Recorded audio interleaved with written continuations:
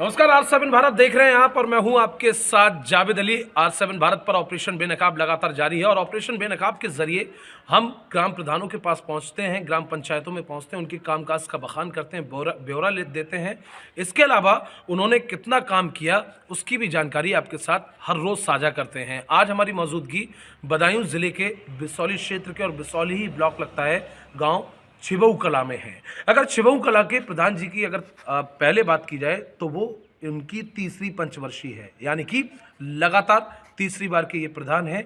जब पहले इसका जो ग्राम पंचायत लगती थी वो स्वदेशपुर लगता था, लेकिन पहली जब अब से 10 साल पहले, यूं कहें 15 साल पहले, जब इस गांव का चयन ग्राम पंचायत में हुआ तो सीधी जो प्रधानी आई वो प्रधान जी के पास ही आई और तभी से ये लगातार तत्परता के साथ तीसरी बार के प्रधान हैं।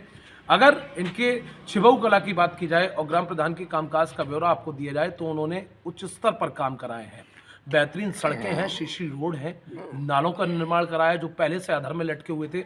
इसके अलावा वृद्धा पेंशन हो या फिर विधवा पेंशन हो, विकलांग पेंशन हो, वो भी प्रधान जी के द्वारा लगवाई गई। आवासों का भी वितरण किया गया है। बहुत सारा कामकाज ग्राम प्रधान जी के द्वारा किया गया है। खुद मौजूदा ग्राम प्रधान ज़मीनी स्तर से जुड़े हुए हैं, एजुकेटेड हैं और साफ तौर पर इनका सीधा यही कहना है, जिस तरह से हमने ग्रामीणों से बातचीत की, कि वो काम को लेकर, अपने ग्रामीणों को भलाई को लेकर उनके साथ 24 घंटे खड़े रहते हैं।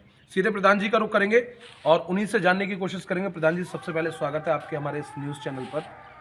प्रधान जी, आपका शुभ नाम? ओमवीर सिंह। ओमवीर सिंह जी, ये बताइए, ये आपको प्रधानी करते हुए कितने साल हो गए? लगातार 15 साल होने जा रहे हैं, 14वीं साल चल रही है। ये जनता के लिए बहुत महत्वपूर्ण हो जाता है और आपके लिए सौभाग्य वाली बात हो जाती है कि लगातार जनता आपके काम को लेकर खुश है, निराश नहीं है और तीसरी बार आप प्रधान चुने गए हैं जी। आपने अब तक इन तीनों सालों का मैं जिक्र करूंगा, कितने आवास दिए, कितनी पेंशन लगवाई और कितने शौचालय दिए?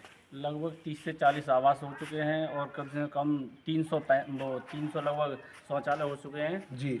और पेंशन कम से कम 150 बन चुकी होगी। 150 पेंशन बन गई। हाँ। इसके अलावा प्रधान जी, मैंने आपके गांव में जायजा लिया, तमाम ग्रामीणों से बातचीत की, वो बहुत खुश नजर आए।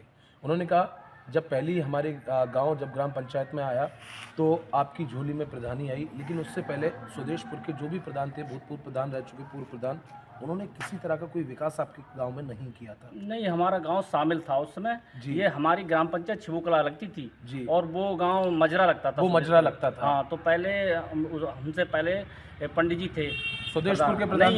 यहीं के थे। हाँ, ठीक है, यहीं के थे। तो काम किस तरीके से उस समय में किए गए? ना, उस समय 15 साल पहले थोड़ी निधि भी कम आती थी, उस हिसाब से उन्होंने भी सही किया। मैं किसी की वो नहीं चाहता। बिल्कुल बिल्कुल, किसी का ये समझ सकते हैं, खुद ग्राम प्रधान जी का कहना है। जैसी निधि आई उन्होंने भी किया था और उसकी निधि आने के बाद हम भी विकास कर रहे हैं, लगातार कड़ी जुड़ी हुई है। प्रधान जी, हमने ग्रामीणों से भी बातचीत की और इस गांव में जायजा भी लिया। तमाम जो सरकार का स्वच्छता मिशन का अभियान है, स्वच्छ भारत मिशन को लेकर जो सरकार लगातार अभियान चला रही है, मुहिम चला रही है, कहीं ना कहीं वो मुहिम आपके गांव में हमें दिखाई दी। ये का एजुकेटेड आदमी ही कर सकता है, जो कि आप खुद हैं। इसको लेकर क्या सोचा?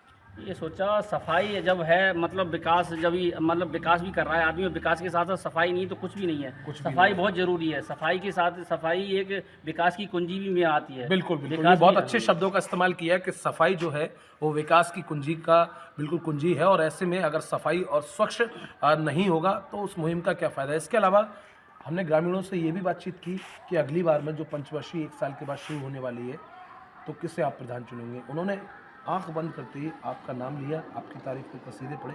ये आपके लिए बहुत सौभाग्य वाली बात हो जाती है। ये तो पब्लिक का काम है साहब, पब्लिक ही जाने, पब्लिक ही क्या करेगी। जैसा उसे सुख मिला है, जैसा दुख मिला है, वो तो उस समय जब वोट डालती है उस समय तुलना करके ही वोट डालती है। वो तो पब्लिक ही जाने क्या करेगी। प्रधान जी, हमने देखा कि लोगों से पूछा कि आप एक सफाई कर्मी तो तैनात है ही आपके गाँव में, इसके अलावा अगर वो सफाई कर्मी छुट्टी पर होता है या कहीं चला जाता है तो आप खुद अपने निजी पैसे से सफाई कर्मी को लगाते हैं? कराते हैं, अपनी निधि से कराते हैं और स्वयं देख से कराते हैं, खुद कराते हैं। कराते हैं। अच्छा, अब गौशाला पर आ जाते हैं, क्योंकि सरकार जो है गायों को लेकर सतर्क है, सजग है और हर गांव में, या ये कहें कि जो छोटे कस्बे, छोटे गांव हैं, तो अलग अलग क्लस्टर करके 2 गांव का 3 गांव का गौशाला बना दी गई है और गायों को लेकर सख्त जो है आदेश जारी किए गए हैं कि किसी भी तरह की कोई भी लापरवाही बर्दाश्त नहीं होगी। लेकिन छिबऊ कला की बात की जाए या ग्राम प्रधान जी की गौशाला की बात की जाए तो अभी हमने उसका जायजा लिया 2 केयरटेकर तैनात किए गए हैं। चारे की व्यवस्था उच्च स्तर पर की गई है, बेहतरीन चारे की व्यवस्था है। सर्दी से बचने के लिए चारों तरफ तिरपाल का कवरअप किया गया है। इसके अलावा समरसेबल लगे हुए हैं और मौजूदा टाइम में 55 गाय गौशाला के अंदर मौजूद हैं। आप एक बहुत बड़ी जिम्मेदारी हो जाती है गायों को लेकर सर्दी में, किस तरीके से मैनेज करते हैं अपने केयरटेकरों के साथ? केयर टेकरों के साथ हमने तो कह रखा है, मतलब केयर टेकरों से कि जितनी हो सके उतनी सुविधा दो गायों को। भाई आप हिंदू भी, वो भी लोग हिंदू भी हैं, तो हमने कि लोग हिंदू धर्म में बहुत मानते हैं गाय को। इस वजह से आप इसका पुण्य ले लो और जितनी हो सके उतना अच्छा से अच्छा काम करो इसमें। मैंने सुना है कि आप अपने निजी खेतों में अपनी गायों के लिए, इन गायों के लिए चारा भी करते हैं। चारा बोते हैं हम, 10-10 बीघे ज्वार वगैरह है और जई वगैरह है और बरसीम वगैरह है, हम वो रखी है पहले। पेश की जमीन लेकर भी आप ये करते पेश की जमीन लेके कराते हैं। समझ सकते हैं आप, किसी तरह की कोई कोताही ग्राम प्रधान जी के बीच में नहीं है। पेश की जमीन लेकर गायों के लिए चारा करते हैं, हरा चारा, ताकि गाय जो है वो चुस्त और दुरुस्त रहें, किसी तरह की उन्हें बीमारी न लगे। हर पहलू पर ग्राम प्रधान जी के द्वारा काम किया जा रहा है। ग्राम प्रधान जी, एक और महत्वपूर्ण ये सवाल हो जाता है, 1 साल का समय बचा है, इस 1 साल में आपने अपनी जनता के लिए और क्या कुछ सोचा है कि भाई मेरा गांव किसी चीज़ से अछूता ना रहे, हर सुविधा मेरे गांव में होनी चाहिए? जैसे तो सुविधा जितनी ग्राम निधि आ रही है उस हिसाब से सही काम कर रहे हैं, लेकिन आगे को हम सोच रहे हैं कि अभी क्या नाम है, ये शमशान घाट अब तैयार हो जाए, बस एक बार, बस वही काम रह गया और तो सारे काम हो मैंने सुना आपने उसके लिए जगह भी दिखवा दी है, लेखपाल वगैरह को? जगह दिखवा दी है और प्रस्ताव भी भेज रखा है। प्रस्ताव भेज रखा है। बहुत जल्द जो है अंत्येष्टि स्थल का काम शुरू हो जाएगा। काम शुरू हो जाए, जैसे ही निधि में पैसा मतलब मान्यता मिलते ही काम शुरू करा देंगे। तो अब इस गांव में बहुत जल्द जो गरीब तबके के लोग होते हैं, इनके पास अंतिम संस्कार के लिए पैसे नहीं होते, अब उसकी सुविधा भी ग्राम प्रधान जी के द्वारा वो कराने जा रहे हैं। जगह देख रखी है, प्रस्ताव भेज दिया गया है। प्रस्ताव पास होते ही जो अंत्येष्टि स्थल है, शमशान घाट है, उसकी भी बुनियाद रख जाएगी। एक आखिरी सवाल करूंगा आपसे, काफ़ी महत्वपूर्ण ये सवाल है। ग्रामीणों ने सीधा नाम लेकर आपका ये कहा कि ग्राम प्रधान हर वर्ग को एक साथ लेकर चलते हैं, चाहे किसी भी जाति धर्म का हो, वो किसी में भेदभाव नहीं रखते। कितनी सच बात है? नहीं, ये सही है। सबका साथ, सबका विकास, सबका साथ बिल्कुल करते हैं हम, तो हम किसी का भेदभाव नहीं करते। आप धार्मिक स्थलों पर भी पूरा ध्यान देते हैं, चाहे मंदिर हो या मस्जिद, उनकी साफ सफाई कराते हैं? मंदिर मस्जिद तो हमारे लिए सभी धर्म बराबर हैं। तो बहुत अच्छा मैसेज दर्शकों ग्राम प्रधान जी के द्वारा दिया गया है। मंदिर हो या मस्जिद, सभी धर्म हमारे लिए एक बराबर हैं, हर वर्ग को वो एक साथ लेकर चलते हैं। इसके अलावा साफ तौर पर उन्होंने ये बीड़ा ठान ली है, ये ठान लिया है कदम से कदम मिलाते हुए कि जब तक वो हैं, उनकी जब तक हाथ में पंचवर्षीय है।